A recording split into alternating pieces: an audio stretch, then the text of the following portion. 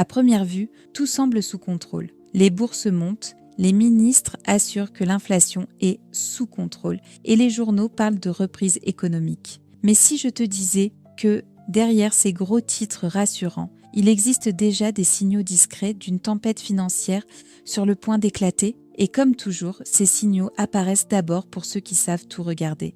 Mais ils n'atteignent presque jamais le grand public. De petites fissures dans le système bancaire, des capitaux qui fuient discrètement l'Europe, des dettes publiques qui croissent à un rythme que personne n'ose vraiment admettre. Ce sont des signes presque invisibles, mais qui peuvent décider qui perdra tout et qui survivra. Avant de plonger dans ces signaux cachés, prends une seconde pour cliquer sur « J'aime ». Ça peut paraître peu, mais ça aide énormément cette chaîne à grandir et ça garantit que plus de gens aient accès à des informations dont presque personne ne parle. La vérité, c'est que la prochaine crise ne frappera pas tout le monde de la même manière. Les plus riches ont des réserves, des actifs diversifiés et un accès à des informations que la majorité ne verra jamais.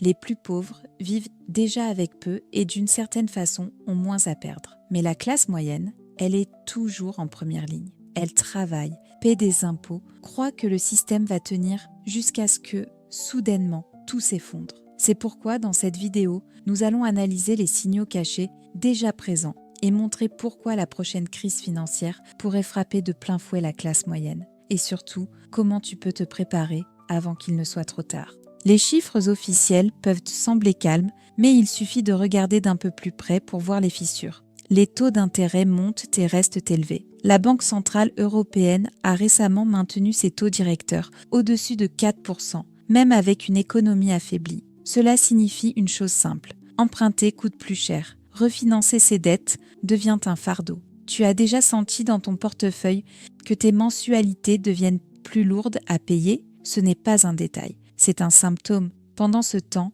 le coût de l'endettement des pays européens explose. La France, l'Italie et d'autres membres de l'UE émettent des dettes à des taux beaucoup plus élevés qu'il y a quelques années. Si même les gouvernements perdaient plus cher pour se financer, que crois-tu qu'il va se passer pour les banques, les entreprises et au final, pour ton crédit immobilier? Il y a aussi une fuite silencieuse des capitaux. De grandes fortunes et des multinationales déplacent leurs richesses hors d'Europe, fuyant les impôts et les incertitudes réglementaires. Si l'argent des puissants cherche refuge ailleurs, qui va soutenir les investissements et l'emploi ici? Les entreprises commencent déjà à serrer la ceinture. L'augmentation du coût du financement et l'incertitude politique poussent beaucoup d'entre elles à reporter des projets, réduire leurs dépenses ou même fermer leurs portes. Connais-tu une entreprise qui a gelé ses embauches ou ses plans parce qu'on ne sait pas ce qui va arriver? Et pour couronner le tout, l'inflation sous-jacente reste têtue. Même quand les journaux disent que l'inflation baisse, les prix des services et des produits essentiels continuent d'augmenter mois après mois. Énergie, transport, supermarchés, loyers. As-tu remarqué que même quand on te dit que tout est sous contrôle, ton panier de courses rétrécit? Ce n'est pas un hasard, c'est un schéma. Ces signaux ne sont pas des bruits aléatoires. Ils forment un motif, le genre de motif qui, historiquement, précède les grands chocs financiers. Si ces signaux te paraissent familiers, c'est parce qu'on a déjà vu ce film. 2008, la bulle immobilière a commencé aux États-Unis, mais ceux qui ont le plus souffert, c'est l'Europe. Les banques européennes étaient remplies de titres liés au subprime. Quand la bulle a éclaté, ce n'est pas seulement Wall Street qui a tremblé. Francfort, Paris, Londres, Madrid, toutes les grandes places financières ont vacillé en même temps. En Espagne, Marta et Javier avaient acheté leur premier appartement en 2007. Un an plus tard, la banque a repris les clés, mais la dette restait plus grande que la valeur de la maison. En Grèce, le château de cartes de la dette publique s'est effondré. Salaires coupés, retraites réduites, chômage en flèche. Et le pire, ce sont les impôts de la classe moyenne qui ont sauvé les banques. Des milliards d'euros pour renflouer des institutions financières, pendant que des familles ordinaires perdèrent leur maison, leur emploi et leur sécurité. Peux-tu imaginer ce qui se serait passé si au lieu de sauver les banques, cet argent avait protégé les gens? 2015, Grèce à nouveau. Quand le gouvernement a fermé les banques et limité les retraits à 60 €, des millions de personnes ont découvert en une nuit que leur solde bancaire ne leur appartenait pas vraiment. Pense-y, tu fais confiance à ton distributeur jusqu'à la dernière minute et soudain, plus rien ne fonctionne. 2020, pandémie. Il a suffi que le monde s'arrête pendant quelques mois pour que des PME ferment, que les chaînes d'approvisionnement s'effondrent et que des millions de personnes perdent leurs revenus. Pas besoin d'une guerre, juste un choc inattendu. Le point commun entre ces crises, elles semblaient impossibles jusqu'à ce qu'elles arrivent. Et elles ont toutes révélé la même vérité. Ceux qui paient le prix le plus lourd sont toujours les mêmes. La classe moyenne, celle qui soutient le système mais ne peut pas se protéger quand il s'effondre. Pendant que les gros titres parlent de reprise économique, des choses très différentes se passent loin des caméras. Des banques européennes renforcent discrètement leurs réserves d'urgence, comme si elles attendaient une tempête. De grandes fortunes déplacent des capitaux vers des valeurs refuges, hors francs suisses, immobilier hors UE. Des fonds d'investissement ajustent leur portefeuille, fuyant les secteurs vulnérables. Et ce qui inquiète le plus, ces mouvements ne sont presque jamais expliqués au grand public. Quand ils apparaissent, c'est caché dans des notes de bas de page ou des rapports techniques que personne ne lit. Demande-toi si ceux qui ont des informations privilégiées se protègent déjà. Pourquoi devrions-nous attendre pour agir? Et si ces mouvements discrets étaient déjà les premiers signes que les puissants savent ce qui s'en vient avant toi? En surface, des hausses modérées de taux ou de nouveaux plans de relance semblent des ajustements normaux. Mais derrière, ils peuvent cacher des conséquences dangereuses. Des taux trop élevés peuvent étouffer les PME et provoquer des faillites en chaîne. L'émission continue de dette publique pour combler les déficits sapent la confiance des investisseurs. Des sauvetages discrets de banques fragiles érodent la confiance dans le système. Souviens-toi de ces petits signaux qui précédaient 2008. En France, la dette publique a déjà dépassé 110% du PIB. En Italie, plus de 140%. De petites erreurs sur les taux ou les dépenses pourraient être l'étincelle qui met le feu aux poudres. Aujourd'hui, avec des pays surendettés, une guerre aux frontières et une instabilité politique persistante, une seule décision stratégique mal calculée pourrait tout déclencher. Et la question qui dérange, si ces risques sont déjà sur la table, qu'est-ce que toi, individuellement, tu peux faire maintenant pour ne pas être pris au dépourvu?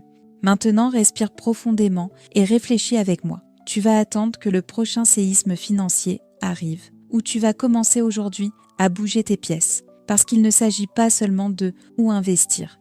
C'est une question de positionnement quand le plateau commence à trembler. Voici 4 mouvements concrets pour renforcer ta position. Certains peuvent même sembler contre-intuitifs. 1. Renforce ton réseau. Quand l'économie vacille, ceux qui ont des connexions solides trouvent des opportunités, des informations et même du soutien avant les autres. Participe à des groupes professionnels, parle avec des gens d'autres secteurs, garde des ponts ouverts. Parfois, un bon conseil au bon moment vaut plus qu'une épargne oubliée. 2. Développe des compétences transférables. As-tu remarqué qu'à chaque crise, certains secteurs disparaissent, tandis que d'autres renaissent au plus fort? Apprendre des compétences utiles partout, communication, analyse de données, langue, peut être le canot de sauvetage qui t'emmène vers un nouvel emploi avant que la marée ne t'emporte. 3. Diversifie ton exposition géographique. Tout ton avenir financier dépend-il d'un seul pays? Un nouvel impôt, un changement politique ou un effondrement bancaire local pourrait t'anéantir des années d'efforts. Pas besoin d'être millionnaire pour répartir les risques. Un compte numérique international,